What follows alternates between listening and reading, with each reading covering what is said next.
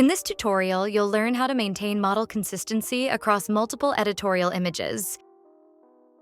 To ensure consistency, start by choosing a model from our roster of AI-generated models.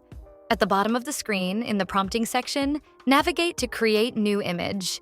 Click the Select Model option. Browse categories like male, female, and kids.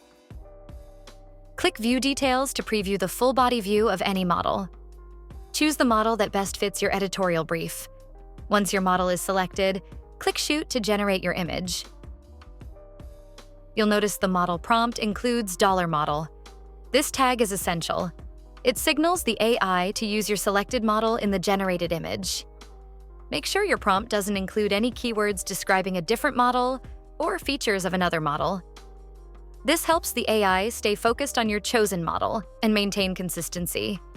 To keep your campaign visually consistent, continue using the same model across all future image generations. And that's it! You can now cast a consistent model across multiple editorial briefs, products, and campaigns effortlessly.